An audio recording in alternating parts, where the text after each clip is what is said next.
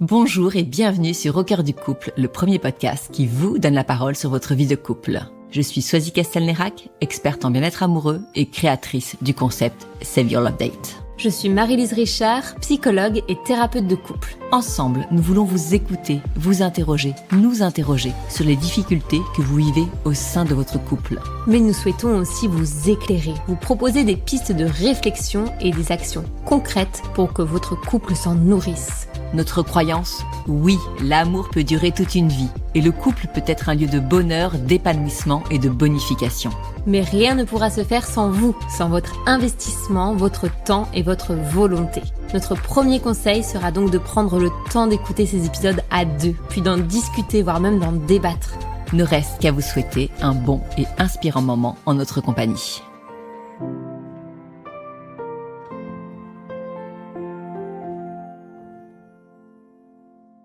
Bonjour à tous, bienvenue sur ce nouvel épisode d'Au cœur du couple. Alors on était parti dans une petite série sexo. Et puisqu'on a retrouvé Flavie, on en est très heureux. Merci pour l'accueil que vous avez fait à notre dernier épisode avec Charlotte. On a reçu beaucoup de petits messages pour la féliciter d'être venue comme ça parler de ce qu'ils vivaient dans leur intimité avec son mari. Donc je redis merci à Charlotte parce que elle a ouvert des conversations, je le sais, ce qu'on me l'a dit dans d'autres couples. Donc c'est vraiment ce qu'on veut avec ces épisodes. Mais aujourd'hui, on n'a pas d'invité, j'ai seulement Flavie. Bonjour Flavie. Bonjour Swazik, très heureuse de te retrouver. Et on va vous proposer un épisode à deux voix parce que il y avait un thème que je voulais aborder pour vous et avec toi Flavie. Dans la suite de l'épisode qu'on a fait avec Marie-Lise sur les raisons principales pour lesquelles les couples viennent consulter. En fait, moi, je voulais axer cette question sur la sexothérapie et voir quelles sont les raisons, les principales questions avec lesquelles viennent les couples vers toi.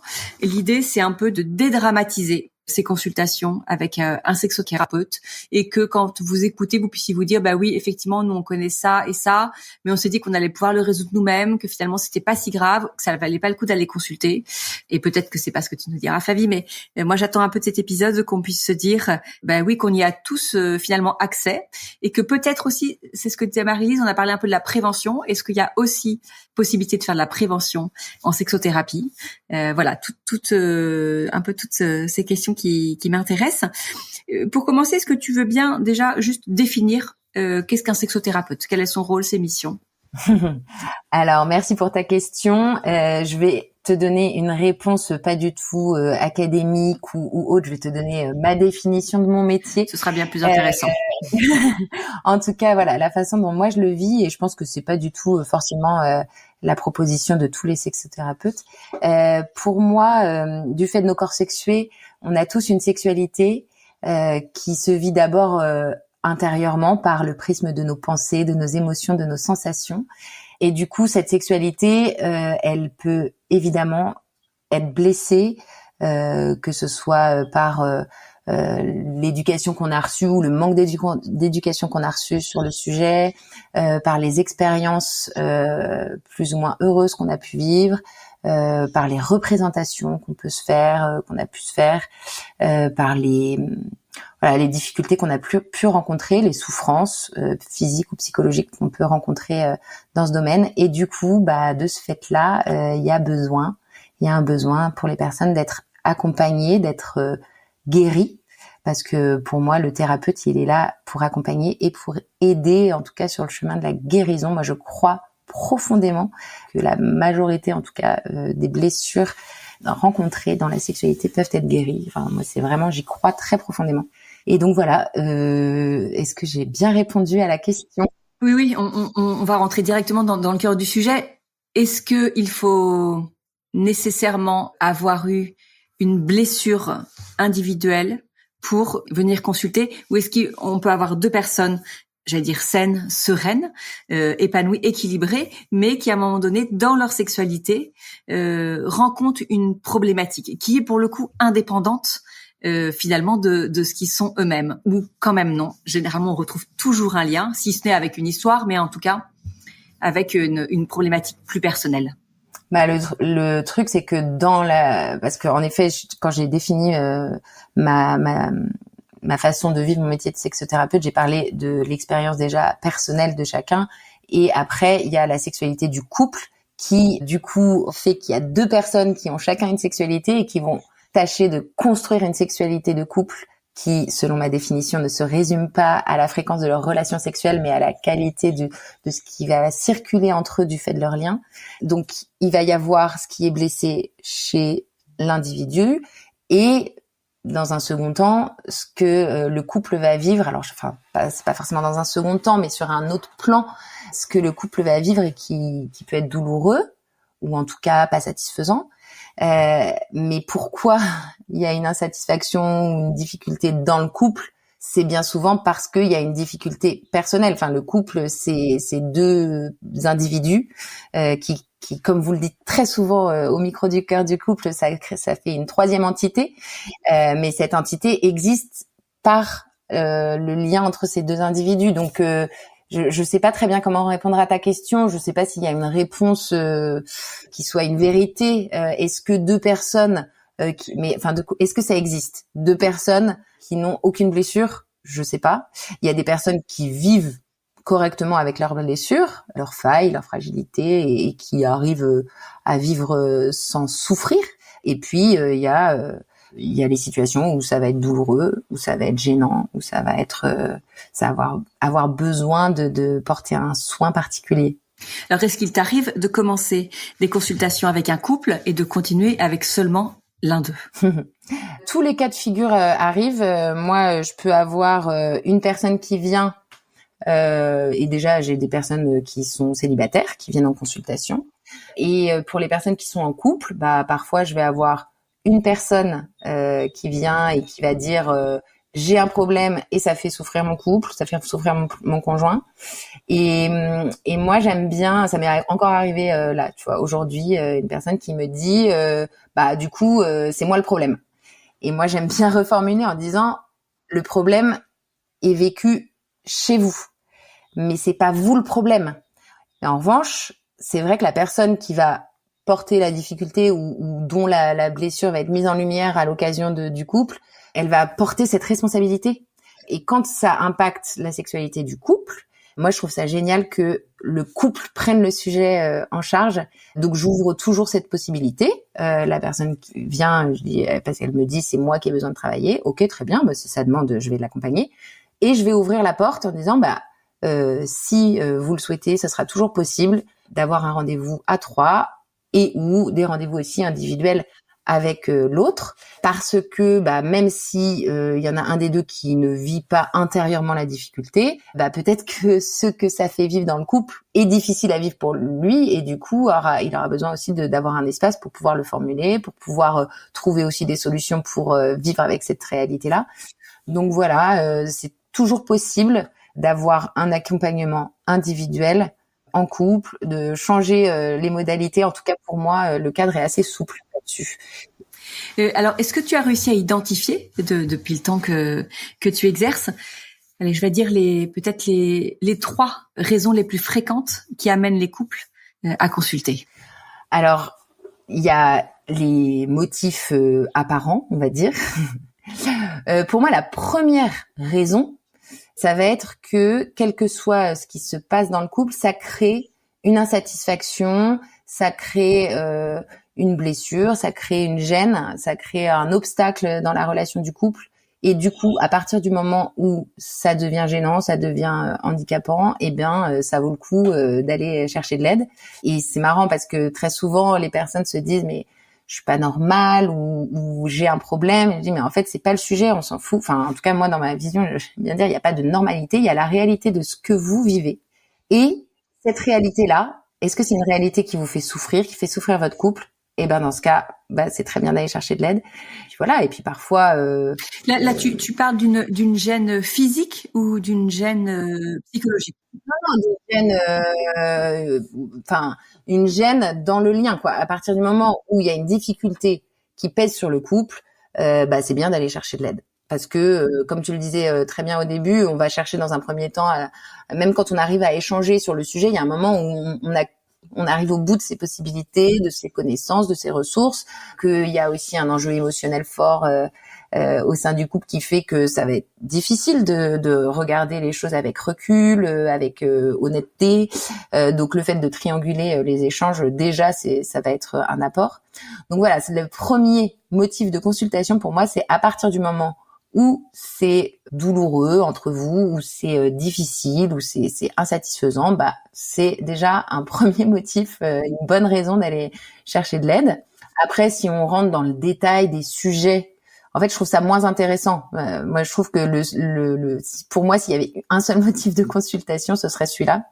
Mais après, sinon, moi, ce que je vois très souvent, je sais pas, peut-être, enfin, je fais pas de stats, hein, mais on va dire les 2 tiers du temps, c'est un décalage entre les désirs. Entre le désir de l'un et de l'autre, et du coup, bah, la frustration que ça engendre, la déception, la culpabilité, et puis du coup le fossé que ça vient creuser dans le couple, et du coup la sexualité du couple n'est plus un lieu qui unit, qui rapproche, mais un lieu qui une dimension qui fait sentir plus d'éloignement. Donc là forcément ça résonne sur ce que vous disiez d'ailleurs dans votre épisode avec Marie-Lise, sur cette déconnexion du coup qu'il y a au sein du couple. Et la déconnexion, elle se vit pas nécessairement du fait qu'on a plus ou peu de relations sexuelles ou plus ou peu de tendresse. Ça forcément ça va avoir un impact, mais on peut être un couple qui a des relations sexuelles très fréquentes, mais qui ne se soit pas une occasion de connexion, où on se rencontre pas vraiment. Et du coup, l'impression de déconnexion dans la sexualité du couple, elle peut être vécue quand bien même on a fréquemment des relations. Donc ça, ce serait voilà, c'est vraiment ce décalage, c'est vraiment ce que je vois le plus souvent. Après, il va y avoir toutes les souffrances physiques, vaginisme, dyspareunie, etc., qui occasionnent une souffrance physique pour l'un des deux, et du coup, bah forcément, quand une expérience nous fait souffrir physiquement, ça donne pas très envie d'y aller, quand bien même on aurait l'envie de vivre cette expérience pour le couple, etc. Bah si ça nous fait souffrir physiquement, c'est pas très motivant. Donc et la thérapie peut agir sur les souffrances physiques. Alors, ça va être un accompagnement un peu plus global. Moi, de toute façon, c'est un des premiers sujets que je vais balayer, c'est qu'est-ce qui va pouvoir être de l'ordre du physiologique et qui va nécessiter un accompagnement, un soutien médical. Donc, moi, je peux très souvent orienter vers un kiné, une sage-femme, un gynécologue pour faire un bilan et apporter les soins physiques nécessaires.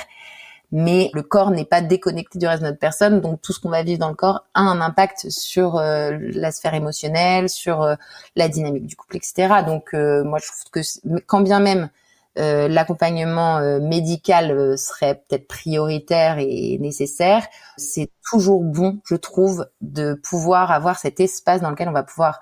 Il y a ce qu'on vit, il y a la souffrance physique qu'on vit et comment on va la soigner, et puis il y a comment je le vis. Et sur le comment je le vis, bah, c'est là où la sexothérapie va pouvoir apporter quelque chose. Et après, il va y avoir tous les sujets peut-être un peu plus techniques, comme par exemple les dysfonctions érectiles, donc les pannes, les difficultés à maintenir une érection, etc., les éjaculations précoces. Donc ça, pareil, ça va pouvoir, il va pouvoir y avoir un soutien physique, physiologique, un accompagnement peut-être plus sur le plan kiné, etc. Moi, je suis pas hyper fan d'encourager à la prise de médicaments, etc. Je sais que c'est pour le coup, un sexologue irait facilement vers le soutien médicamenteux. Moi, je pense on a d'autres ressources chez l'être humain que la kiné.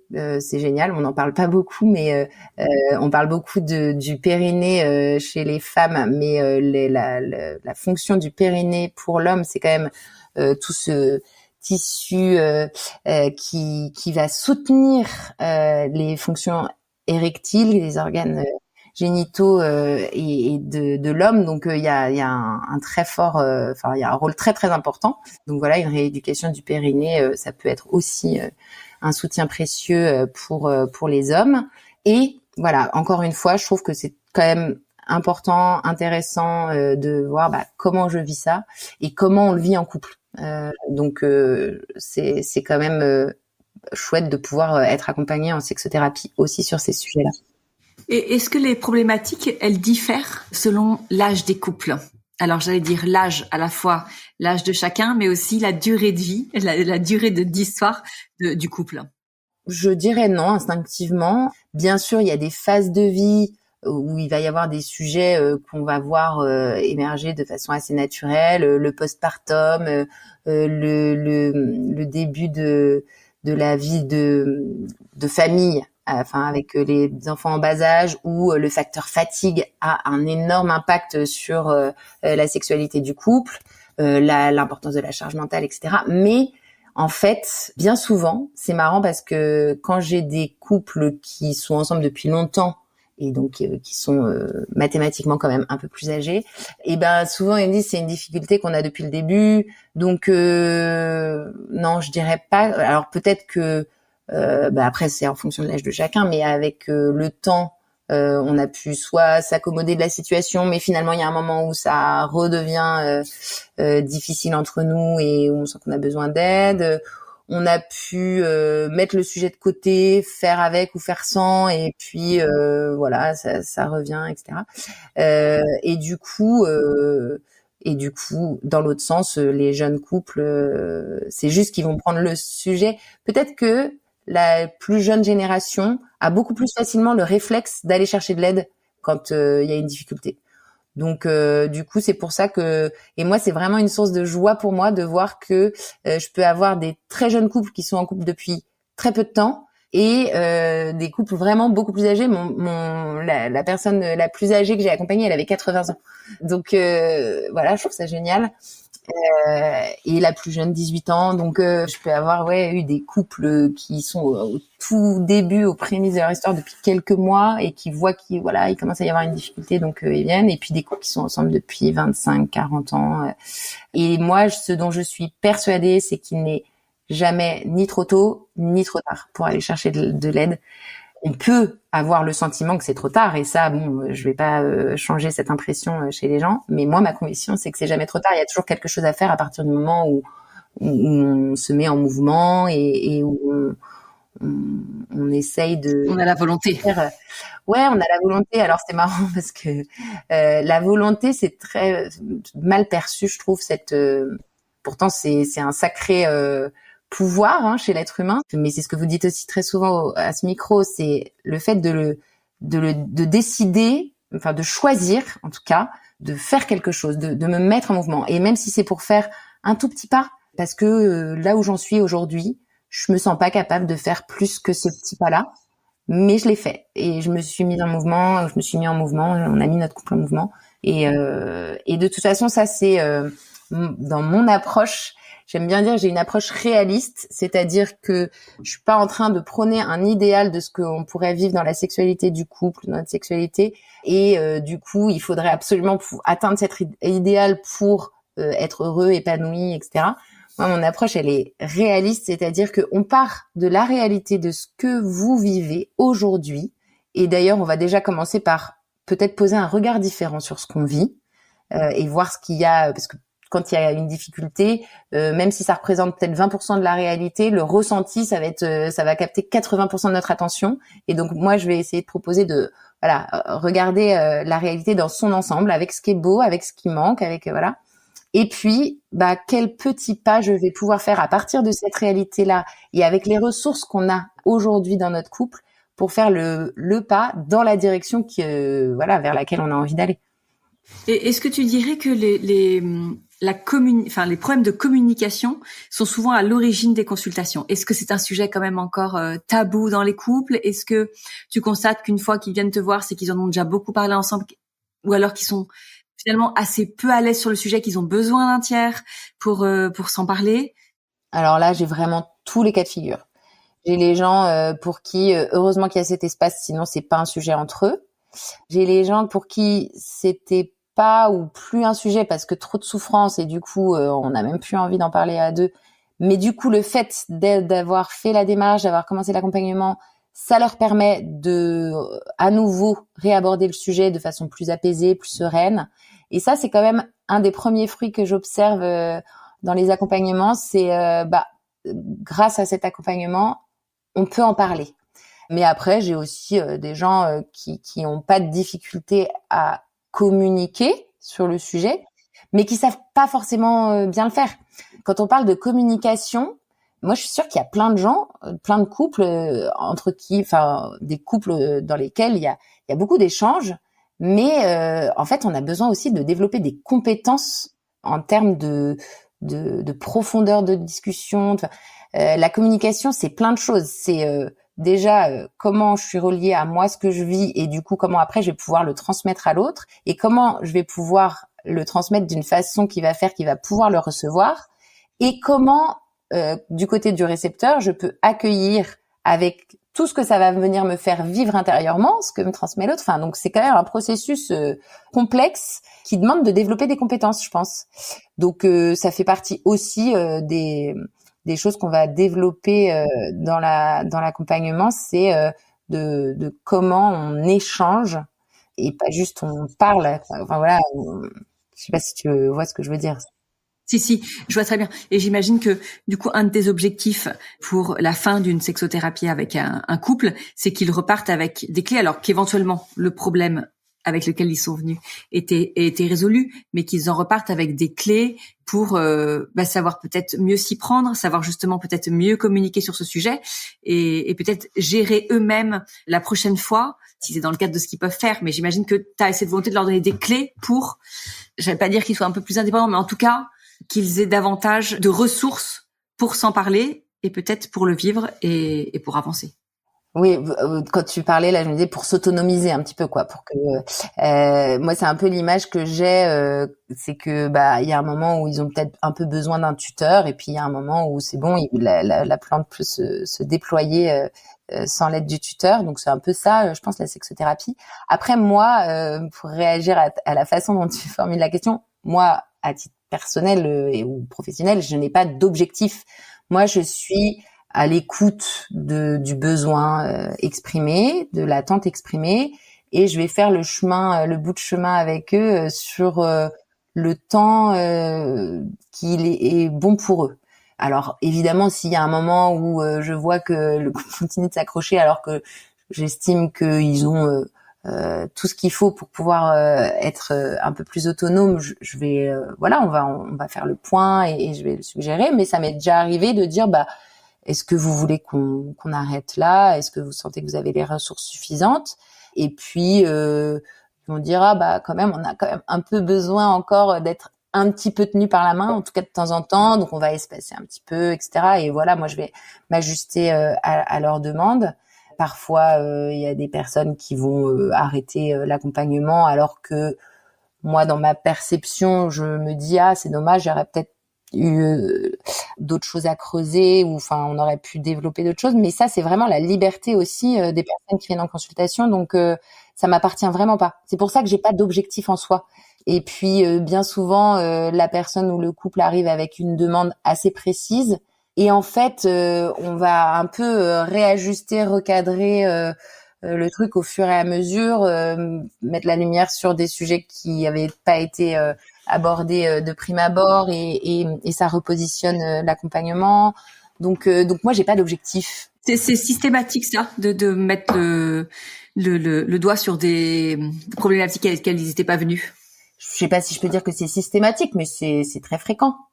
Souvent, la demande, c'est la partie immergée de l'iceberg, et puis ensemble, on va regarder. Mais selon le souhait, est-ce que la personne ou le couple est prêt aussi à faire? Et puis il y a aussi, moi, je respecte aussi non seulement donc la liberté de chacun, mais aussi la maturité psychique. Enfin, je sais pas si c'est maturité le bon terme, mais en tout cas, on peut pas forcer le psychisme humain. Donc parfois j'ai des personnes qui arrivent qui ont déjà fait plusieurs accompagnements par d'autres biais, etc.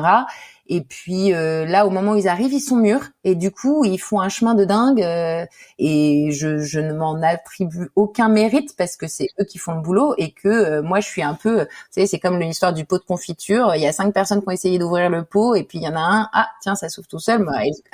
Les 5 personnes avant ont autant contribué, mais c'est celui qui a ouvert le pot qui a les palmes. Mais bon, c'est tant mieux. Enfin, moi, je suis toujours heureuse d'être spectatrice de ça. Et puis parfois, je vais être la personne, je vais pas être la personne qui va ouvrir le pot de confiture. Donc voilà, c'est comme ça. Et si tu avais quand même un ou deux conseils à donner pour ceux qui nous écoutent et qui ont du mal à amorcer ce sujet de la sexualité dans leur couple, qu'est-ce que ce serait? Toujours avec mon approche réaliste, c'est toujours de partir de là où on en est. Donc, par exemple, sur notre capacité à échanger, où est-ce qu'on en est? Si c'est un sujet qui est vraiment très difficile à aborder entre nous, déjà peut-être se l'écrire. Peut-être que se l'écrire, ça sera plus facile. Ou peut-être juste dire, il y a un sujet qu'on n'aborde pas et pourtant, c'est difficile pour moi et pourtant je sais que ça serait bien, mais c'est difficile pour moi. Juste de dire ça, en fait, même si on va pas derrière initier l'échange, pouvoir dire c'est difficile pour moi, je sais pas pourquoi, ou je sais pourquoi, mais je trouve ça difficile de me pencher dessus, de surmonter cette difficulté. Et puis dans la façon, comment on va avoir le souci de notre couple, le souci de l'autre, et de dire voilà, c'est vrai que moi, je vois bien que je suis pas à l'aise pour aborder ce sujet, mais toi, est-ce que tu as besoin d'en parler? Et donc, de pouvoir au moins écouter l'autre, s'il a besoin d'en parler, de pouvoir faire ce cadeau à l'autre, malgré sa difficulté. Il y a des gens pour qui, ne serait-ce que le vocabulaire est difficile à utiliser. Donc forcément, ça rend l'échange compliqué quand on peut pas nommer les choses. Donc, mais au moins de pouvoir écouter. Enfin, moi, je trouve que écouter la personne qu'on aime, c'est une belle preuve d'amour.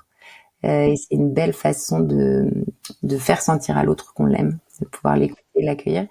Et puis après, sinon, peut-être s'encourager du coup là-dedans en disant voilà, je vois bien qu'on a du mal à aborder ce sujet. Qu'est-ce que t'en penses? Est-ce que tu penses pas que ce serait bien qu'on s'y colle un peu, qu'on se mette peut-être un peu un petit coup de pied aux fesses là-dessus? Quelles seraient les bonnes conditions pour nous, pour notre couple? Alors il y en a pour certains, ça va être peut-être à l'occasion d'un trajet en voiture où ils sont tous les deux, peut-être aller se promener, être dans la nature, peut-être avec un petit verre de vin, ce sera plus facile. Enfin voilà, chacun va trouver le contexte qui sera le plus favorable. Mais moi, mon conseil, ce serait vraiment de partir de ce qui est le moins difficile pour vous. Si jamais vous n'abordez jamais ce sujet, vous n'allez pas dire, bon allez, ça y est, ce soir, on y va, on ouvre tout l'amour. Non. Après, il y a des supports qui peuvent aider. Bien sûr, les rendez-vous des carnets que tu proposes, c'est un super support. Je pense que le livre que j'ai écrit avec toutes les questions aussi que les gens peuvent se poser, ça peut aussi aider. Aimer de tout son corps aux éditions Erol. Il y a aussi le livre de Florentine Dolnoy-Wang, L'intelligence érotique aux éditions Hachette, qui est un beau support. Enfin voilà, après il y a quand même des ressources qui existent, ça c'est quand même la bonne nouvelle aujourd'hui. Oui, des ressources qui sont simples et accessibles. Donc, voilà. Parce qu'effectivement, il faut pas s'en priver, et ça permet certainement d'aller beaucoup plus en profondeur dans le sujet, d'être guidé pour en parler. Moi, ce que j'aime aussi beaucoup quand on se fait aider, quand on a un outil comme ça, c'est le fait d'être sur un pied d'égalité dans le couple. C'est-à-dire que la question, elle s'adresse aussi bien à moi qu'à toi, et c'est pas juste moi qui te pose des questions et en plus qui les ai juste par mon prisme, qui ai fait ma petite liste de questions parce que c'est ça qui m'intéresse. Non, c'est vraiment quelqu'un d'extérieur qui vient nous aider à creuser et puis à être juste dans notre façon de nous interroger. Donc effectivement, ça, les outils, je pense qu'il faut vraiment pas s'en priver. J'ai une dernière question, ça m'intéresse, l'impact des écrans, du digital sur l'intimité des couples, que ce soit les écrans, l'écran dans le lit, les réseaux sociaux, la pornographie. Est-ce que ça, c'est quelque chose que tu observes, alors qui n'est peut-être pas la raison de toutes les problématiques, tu vois, mais quand même, tu sens un impact clairement sur le désir, sur l'épanouissement sexuel, sur la frustration. T'as une demi-heure devant toi? Ouais. Non, mais évidemment. D'ailleurs, je sais plus où est-ce que j'avais entendu ça, mais le terme écran fait écran. Enfin, je veux dire, ça, c'est un obstacle qui vient se mettre entre nous, ça c'est sûr. Après, on le subit tous. Enfin, je crois que voilà, ça demande vraiment pour le coup beaucoup de volonté et d'une hygiène de vie quand même assez stricte de pouvoir cadrer l'usage des écrans. C'est le paradoxe, hein. C'est des outils qui nous permettent d'être en relation les uns avec les autres, mais qui viennent nous couper un peu de nos relations immédiates, que ce soit dans la famille ou dans le couple. Donc peut-être s'interroger sur déjà rien que notre rapport aux écrans et se dire est-ce que ça prend trop de place? Est-ce qu'on se mettrait pas? Alors encore une fois, on fait un petit pas. On se dit pas une soirée par semaine où il n'y a pas d'écran, ou pas d'écran à table, ou pas d'écran dans le lit. Enfin voilà, chacun va pouvoir mettre le cadre propice parce que c'est sûr que ça vient se couper un peu, enfin en tout cas, interférer dans la communication, dans les relations. L'impact des réseaux sociaux, c'est un truc de dingue mais on a beau le savoir, c'est marrant, il y a ce qui se passe intellectuellement, on sait, enfin je veux dire, et puis maintenant aujourd'hui on a quand même un tas d'éclairages qui nous montrent que ce n'est pas la vraie vie, il y a même des mèmes et des reels là-dessus, in real life, Insta, PS Insta, machin, n'empêche que l'image elle vient quand même te projeter quelque chose dans le cerveau qui va déclencher le like, le shot émotionnel, etc. Donc ça va être, mais ça va être les jolies femmes, ça va être les propositions de voilà comment on vit le couple, etc. qui peuvent un peu mettre la pression ou se dire attends mais moi c'est nul ce que je vis. Donc ça va avoir un impact aussi. Le porno évidemment, mais ça ce serait l'objet d'un podcast entier et vous l'avez déjà fait d'ailleurs, mais forcément ça vient créer on a beau se dire pareil, je sais que c'est pas la vraie vie, mais le cerveau il fait pas le tri en fait, il emmagasine les images, ça encourage à avoir ma satisfaction personnelle en allant consommer ces images et du coup là où souvent c'est un petit cercle vicieux, c'est je suis pas heureux dans ce qu'on vit dans notre sexualité de couple. Du coup, je vais aller chercher du réconfort en consommant des images pornographiques. Et comme j'ai trouvé ma satisfaction, j'ai pas pris le risque de me faire rejeter, etc. C'est moins dangereux. Mais du coup, je vais plus aller vers toi. Et du coup, ça va progressivement saper le désir. Et ce qui est d'ailleurs ce que je disais à l'occasion de nos échanges avec Charlotte, si celui qui a du désir, enfin plus de désir en tout cas, ne vient pas bousculer l'autre, après ça va complètement se déliter. Donc moi je crois qu'il y a absolument rien de bénéfique, même si aussi il y a un bénéfice immédiat apparent, mais sur du long terme il y a rien de bénéfique dans la consommation de porno. Si t'avais, alors je sais que c'est difficile pour toi, mais une phrase à adresser aux couples qui nous écoutent et qui hésiteraient à consulter un sexothérapeute, ce serait laquelle? J'en ai une pour toi.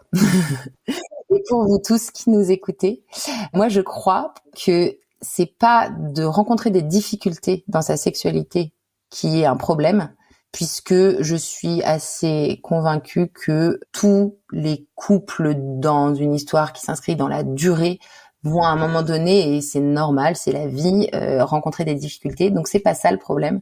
Et un problème, c'est de ne pas s'occuper du problème. Et là, c'est là que ça va devenir un problème.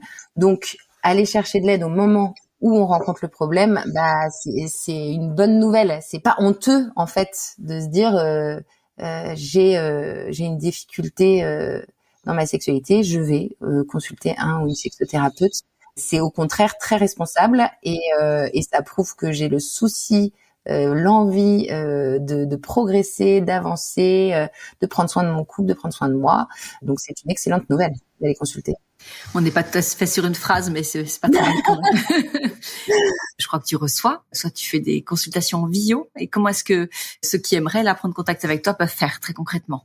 Très concrètement, j'ai un site internet, flavitaine.com, avec un onglet messagerie. Donc, vous m'envoyez un message via cette messagerie et moi, je vous réponds le plus rapidement possible pour vous proposer des créneaux pour prendre un premier rendez-vous déjà, pour pouvoir échanger. Et en effet, je reçois à Rambouillet ou en visio depuis n'importe où du coup. Et ça, on l'a bien compris, si vous vous sentez un peu seul dans votre couple à vouloir faire cette démarche parce que soit c'est vous qui en ressentez le besoin, soit parce que l'autre, il n'accroche pas aujourd'hui, il ne se sent pas prêt, c'est vraiment une démarche que vous pouvez initier seul. Et après, vous serez aidé par Flavie ou par le sexothérapeute pour peut-être amener l'autre avec les bons conseils dans cette thérapie. Mais le fait que l'autre ne souhaite pas aujourd'hui se lancer ne doit pas être une raison pour laquelle vous-même, vous ne faites pas le chemin. Ouais, merci de le dire ça parce que on a chacun sa responsabilité et on a chacun aussi sa façon de vivre les choses. Donc si vous, c'est une difficulté pour vous, mais que votre conjoint n'est pas prêt à faire la démarche ou ne vit pas autant la difficulté, venez seul. Et même si l'autre ne vient jamais, je suis convaincue que le travail que vous allez pouvoir faire aura un impact sur votre couple. Merci beaucoup. Flavie, je pense qu'on a rempli les objectifs, même si j'ai bien compris que tu n'avais pas trop des objectifs, mais c'était important. On a rempli les objectifs de ce podcast. Merci à tous. On vous proposera très prochainement un épisode à 3. Donc, vous pourrez venir, si vous le souhaitez, échanger avec Flavie sur une problématique que vous rencontrez. Puis, elle tâchera de vous donner des clés pour, comme elle a dit tout à l'heure, essayer de poser un nouveau regard sur ce que vous vivez. Merci à tous pour votre écoute, pour vos retours qui sont toujours très importants pour nous. N'hésitez pas aussi à nous mettre des messages en privé si vous voulez avoir des ressources supplémentaires, des conseils lecture. Voilà, on fait le max pour vous répondre. Et puis, si vous avez encore un petit peu de temps, quelques étoiles, un petit avis sur Apple Podcast, sur Deezer, ça nous aide énormément. Voilà, merci à tous pour votre écoute et puis on vous donne rendez-vous très bientôt pour un nouvel épisode d'Au cœur du couple. J'aime tes yeux, j'aime ton odeur, tous tes gestes hors de sol, lentement dirigés sans sensualité. Ça, un instant, j'aimerais que ce moment fixe.